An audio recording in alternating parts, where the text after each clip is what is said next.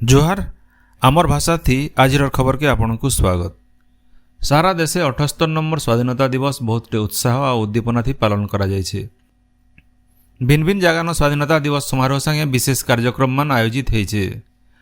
नवा दिल्लीर ऐतिहासिक लालकिल्लान राष्ट्रीय समारोह थी जातीय पताका उत्तोलन करी प्रधानमंत्री नरेंद्र मोदी कहिसन जे 2047 विकसित भारत गठन सपन के साकार करबार लगी सरकार संकल्पबद्ध आन। भुवनेश्वर राज्यस्तरीय समारोह थी जोग देकरी मुख्यमंत्री मोहन चरण माझी जातीय पताका उत्तोलन करी पेरेड थी अभिवादन ग्रहण करथिले। सारा राज्य 78 नंबर स्वाधीनता दिवस सुरखुरुती पालित हो जाइछे बोली पुलिस महानिर्देशक अरुण कुमार षडंगी कहिसन। से कहिसन जे गला केते बछर हला स्वाधीनता दिवस रो आघर दिन माओ पोस्टर देखा जाउथला, हेले ई बछर सेंता कार्यकलाप किछि नै देखा जाय। मंत्रिमंडल सदस्य माने राज्यर भिन्न भिन्न जगह पताका उत्तोलन करिथिबार बेले सबुकिछि शांति श्रृंखला थी सरीछे बोली श्री षडंगी कहिसन। पश्चिम ओडिशार भिन्न भिन्न जिल्लान स्वाधीनता दिवस पालित हो जाइछे।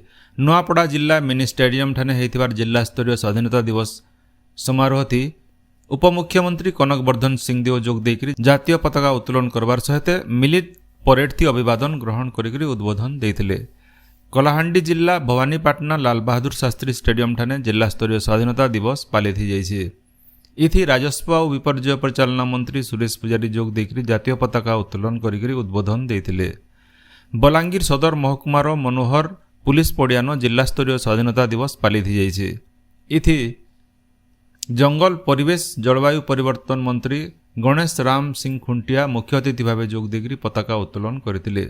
संबलपुर जिला कचरी छग्न जिला स्तरीय समारोह थी जिलापाल सिद्धेश्वर बलिराम बोंदार मुख्य अतिथि भाव जोग देकरी जातीय पताका उत्तोलन करबार संगे पेरेड्र अभिवादन ग्रहण करथिले।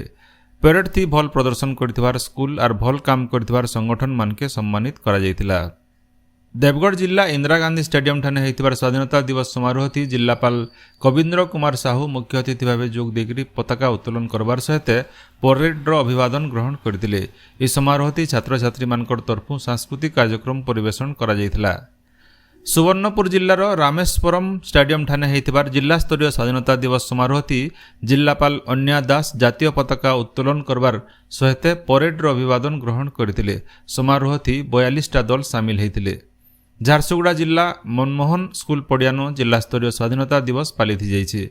जिलापाल आबुली सुनील नरवणे जातीय पताका उत्तोलन करी परेड थी अभिवादन ग्रहण करथिले। ई अवसर स्वाधीनता संग्रामी मानकर परिवार के संबर्धित करा जायतिला। सुंदरगढ़ सरकारी महाविद्यालय पाखर यात्रा पड़िया ठाने जिला स्तरीय स्वाधीनता दिवस पालित हो जाइछे। एथि पंचायती राज मंत्री रविनारायण नायक मुख्य अतिथि भाव जोग देकरी जातीय पताका उत्तोलन करबार सहित परेड थी अभिवादन ग्रहण करथिले। बरगढ़ जज हाईस्कूल पड़ियान होइथिबार स्वाधीनता दिवस समारोह थी जिलापाल आदित्य गोयल मुख्य अतिथि भाव जोग देकरी जातीय पताका उत्तोलन करथिले।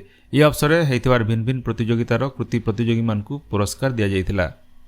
बौद्ध जिला सदर महकुमा स्टेडियम ठाने जिला स्तरीय स्वाधीनता दिवस पालित हो जाइछे। जिलापाल सुब्रत कुमार पंडा मुख्य अतिथि भाव जोग देकरी जातीय पताका उत्तोलन करबार सहित परेड्र अभिवादन ग्रहण करथिले। सियाड़े समारोह अवसर बौद्धन 100 मीटर लंबा जातीय पताका धरिकरी गोटे शोभायात्रा सहर बुलीथिला। पदमपुर राजबुड़ासंबर हाईस्कूल पड़ियान होइथिबार उपखंड स्तरीय स्वाधीनता दिवस समारोह थी अतिरिक्त जिलापाल कुणाल मोतीराम चौहान जातीय पताका उत्तोलन करथिले। पाइकमाल हाईस्कूल पड़ियान होइथिबार ब्लॉक स्तरीय स्वाधीनता दिवस उत्सव थी पदमपुर विधायिका वर्षा सिंह बरिहा पताका उत्तोलन करथिले। राज्यर विधायक मानकर लगी आवा काल ठानु गोटे 2 दिनिया तालीम कार्यक्रम मूल हवा। एथि विधानसभा सदस्य मानकु गृहर नीति नियम और गृह परिचालना बाबदे तालीम दिया जिबा। इथर विधानसभा के 84 जन नुआ विधायक पहला थर लगी आसीछन। बहुते विधायक गृहर नीति नियम बाबदे अभ्यस्त नाइन। इथिर लगी सेमानकु तालीम देवार सहित पूर्ण सदस्य मानकु नेभा एप्लिकेशन बाबदे जनावार लगी बाचस्पति ई तालीम कार्यक्रम आयोजन करिछन।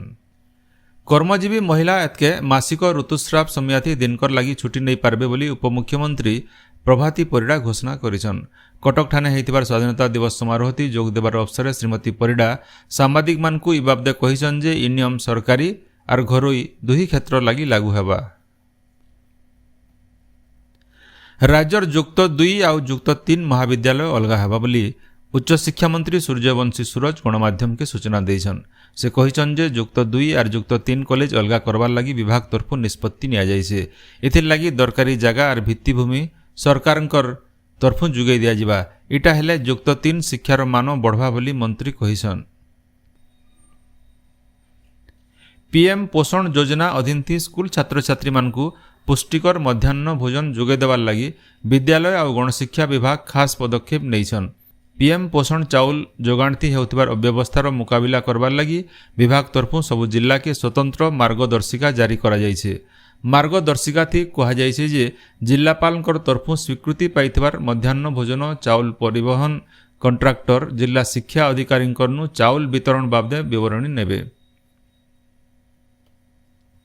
चलती मौसुमी ऋतु थी डेंगू डायरिया और मलेरिया रोग थी संक्रमित होकर जनता काहारीर जीवन नहीं जीवा से दिगे राज्य सरकार जोर देछन। इ सबु रोगर प्रतिरोध लगी दरकारी पदक्षेप नेबार के स्वास्थ्य मंत्री डॉक्टर मुकेश महालिंग विभागीय अधिकारी को निर्देश देछन। राज्य युक्त 3 रो 2 नंबर खेप ना लेखा लगी आवेदन चलीछे। आबा 26 तारीख तक साम्स वेबसाइट जरिए आवेदन लगी सुजोग मिलवा। सेंता आबा सेप्टेम्बर 2 तारीख दिन पहला मेधा तालिका बाहरवा और चयन होइतिबार छात्र छात्री माने आबा मासर 3 नु 6 तारीख भितर ना लेखाई पारबे। बरगढ़ जिल्लार गाय दामुर मानकु फटा बेमार लगिसे। जिल्लार प्राणी संपद विकास विभाग तरफु प्रतिषेधक टीका देवार संगे इ बाबदे लोक सचेतन करबार लगी भिन्न भिन्न गाँ थी पथप्रांत सभा और नाटक मान करा जाउछे।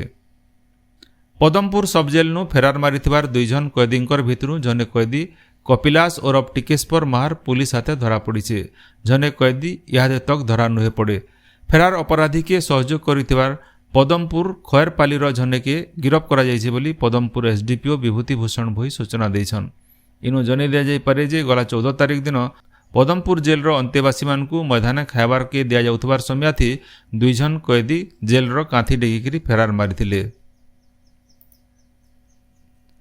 बंगोपसागर पश्चिमबंग उपकूल आबा 24 घंटा भितर गोटे लघुचाप क्षेत्र सृष्टि हेबा बोली आंचलिक पाणीपाग केन्द्र भुवनेश्वर अनुमान करिछे।